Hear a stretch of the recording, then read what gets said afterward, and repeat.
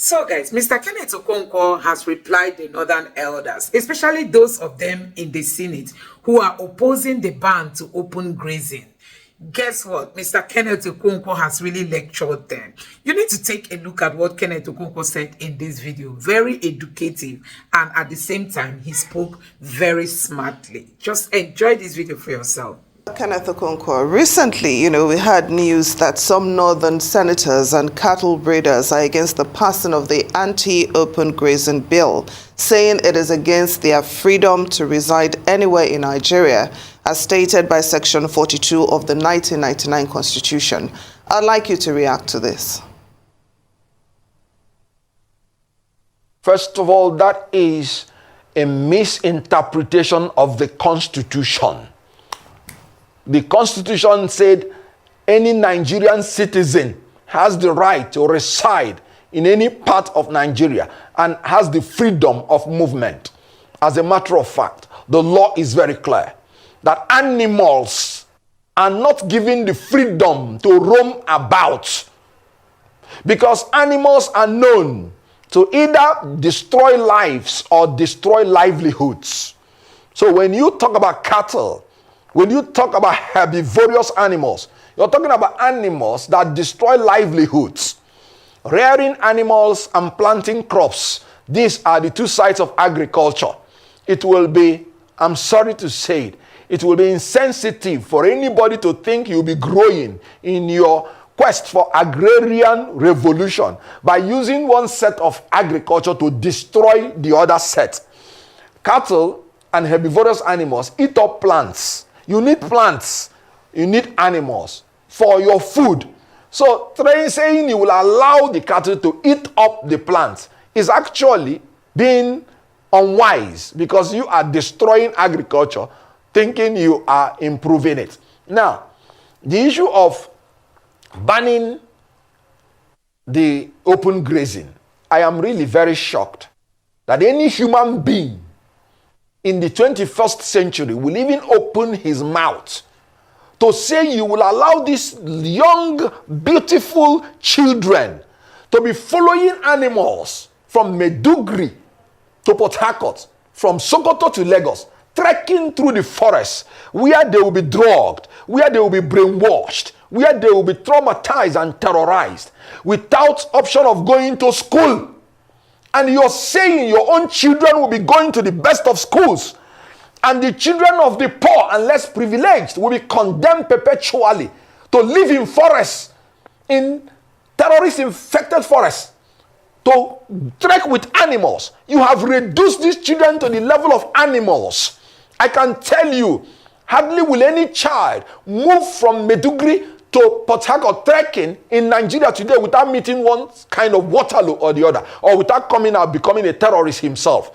All the crimes that are being committed in Nigeria today are committed in the forest. And then, what is the security of the cattle in itself? Because the cattle will end up being rustled by the terrorists. There is no more safety in the forest as it used to be. And these children are entitled to go to school. They are not entitled to be condemned to become animals. And when you allow animals to pass through the cities, we are talking about cholera. Cholera is the filthiness and the contamination of the water you drink by basically the feces of animals and human beings being defecated in open place. We are talking about human beings defecating in open place, but we're talking about animals freely defecating in open place when you allow this open grazing. And then rain will fall and wash them into the streams, which some of these people drink, and even some of the water the people drink, and it will cause cholera. In this modern time, anti-grazing law is not only immediate, should not only be immediate, but should be immediately done and agreed by everybody. What are they saying? They didn't say they are banning you from being a pastoralist. They simply said you should organize it in a manner that those children will be tending to their animals, going to school, and it's not constituting a nuisance to the people and to themselves. Well, even the animals themselves, they don't even come out better when they do all those trekking. So Well, anti-grazing law Mr. Okonkwo, is not only that it is acceptable, it should be done. well said. It is wicked Well to allow said. children who should be in school to be in the forest. Mr. What are your thoughts on their resolve to meet with President Bola Tinubu over Nnamdi Kanu's predicament? Well, basically, political issues and political prisoners have always been treated in a very different way from the ordinary criminals on the road. When you are in government, you have to display a lot of wisdom in handling political issues. I'll give you an example. United States had already cornered Julian Assange, the WikiLeaks founder, who they accused of leaking some classified document that embarrassed United States. But they also realized that they had to make a balance between free speech, between the freedom of journalists, and trying to bring a journalist to trial. They know that Russia is holding some of their citizens who are journalists, and they are trying to bring espionage charge against them. Knowing this, they know that even if they bring this man to the United States, they will still, face some backlash. They now went through wisdom and did a plea bargain and released this man from jail and allowed him to get back to Australia. Nnamdi Kanu has not done anything that other people from other zones have not done. We know about Sunday Igboho, of the Yoruba nation agitator. We know of the Boko Haram people that say they want a different country where Western education is an abomination. These people have been released. Not just that they have been released. In the case of Boko Haram, they've been re-assimilated to the society, given plum jobs, even in our military. They've been given money and been resuscitated, reconciled, and rehabilitated. Why is Nnamdi Kanu's case different? There is an ethnic and some unnecessary bias that is keeping that man in jail. The government should be wise enough to release this man. You can use the Julian Assange option.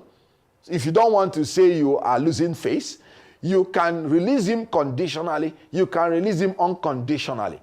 As a lawyer, I've watched the legal issues very clearly.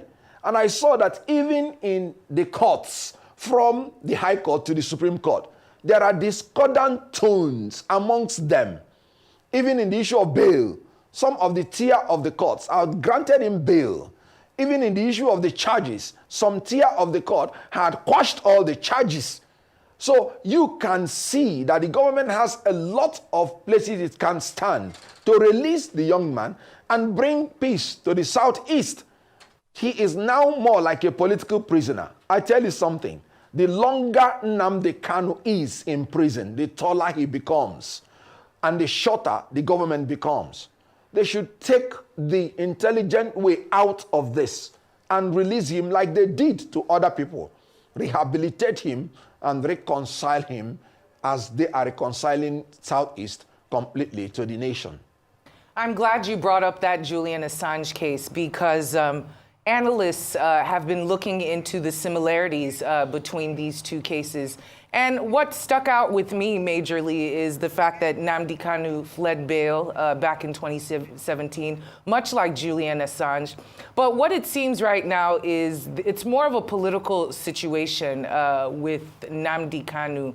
With Julian Assange, it seemed that the potentness or the pungentness of his crimes seemed to deteriorate as the world grew and as time went on and more leaks like this happened. In the case of Nnamdi Kanu, some could argue that him staying in jail, of course it's unfortunate, but him being released would also lead to some unintended consequences in terms of an escalation of violence. This is allegedly, etc., and the reigniting of his followers who seem to be scattered all over the world and seem to be a bit of a thorn in the flesh of individuals who have been suffering the sit-at-home orders and all the other violence that has come about. How will they be able to balance those two equations of keeping him in jail, which is worse, keeping him in jail or letting him out,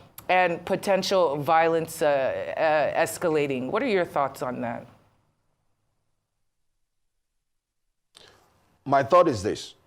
I brought the Julian Assange issue just to tell you that the government can use wisdom and bring about situation where they will tell him, you've spent so and so time in detention. Let us count it for you as any punitive measure for whatever they may say he had done. Allow him to plea to any minor offense that will suit that number of times he has already stayed and release him. That's why I brought the Julian Assange. That's wisdom. Then secondly, you can release him conditionally and tell him, look, this will bring crisis if we release you. No responsible government will say, let us release you when we have not gotten a commitment from you that you will no longer go along this line. The young man had said that he is willing to negotiate, that he is willing to talk. So you talk to him, that is releasing him conditionally. Then the third one is releasing him unconditionally. So you have a choice, but the three of them will land in releasing him. The most important thing is that the government checks the cost-benefit analysis in whatever it is doing. And I can tell you that the benefit of releasing him, if you can make him to get commitment on what you want him to do after releasing him, will be better than keeping him. Because keeping him has not solved the security situation in the southeast. It has not stopped the agitation. As a matter of fact, it is making even the agitation to now be multifaceted, to now be unknown. That's why you hear the unknown gunmen. So it's more difficult to tackle. So releasing him, in my own opinion, will be better off now than keeping him. The benefit of releasing him will be better than the cost. So you negotiate with him, know the best option, and release him. Now, Mr. Okonkwo is talking about the issue of security. The governor's also resolved to tackle insecurity in the southeast. But that's a bit vague when we consider what's been happening in that region over the years. So what measures would you advise must be taken by the governors, the federal government, to tackle insecurity in southeast Nigeria? I've always said, I'm sorry to say it, that the governors can only make promises, but they do not have what it takes to enforce their promise. That's why I'm talking about state police. Because the police we have now answers to the Inspector General of Police and answers to the federal government. So no matter their plan, no matter their opinion, no matter the objective they have to tackle insecurity, it is still subject to the efficiency and effectiveness of the national police, which is outside the purview of their power. So the best way this federal government can tackle insecurity at the regional and state levels is to grant state police to the states, amend the constitution. People always talk about abusing state police. Let me state it clearly here, that I am not assuring anybody that some governors will not abuse state police. They will. And the reason is because the federal government abuses federal police at times. Is it not with the federal police that they use to rig election? Is it not with the federal police that they use to do certain things? So that the mere fact that some state governors will abuse state police will not be the reason you will say the right thing should not be done.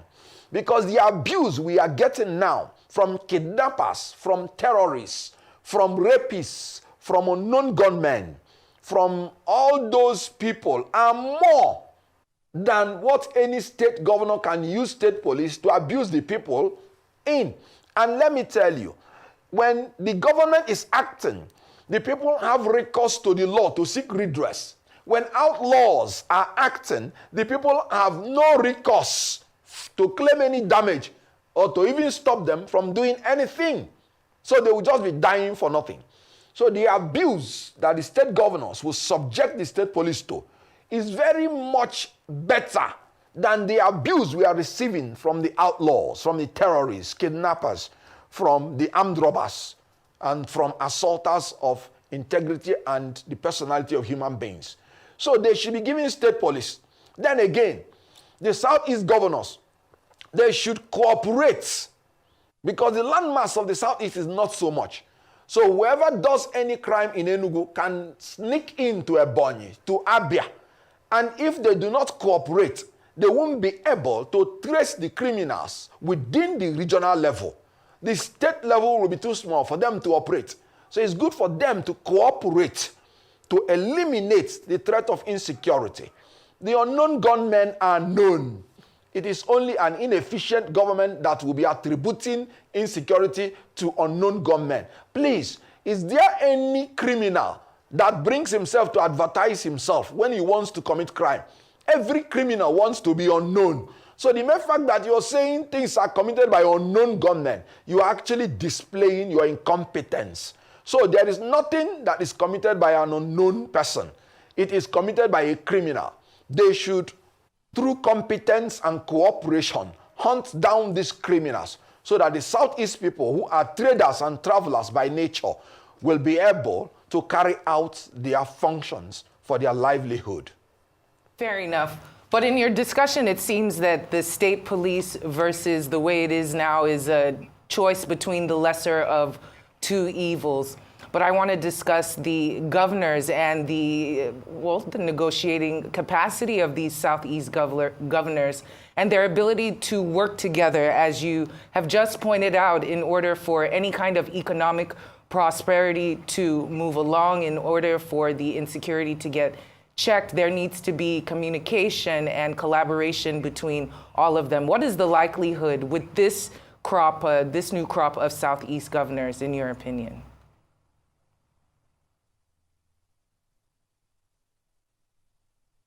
I'm not sure I got your last question because the line was cracking a little bit. I can repeat it. In terms of cooperation with the Southeast governors, how likely and how effective do you think that will be, especially with this particular group of Southeast governors that are in power right now at the helm of those other 5 governors who met in Enugu for the Southeast governors meeting?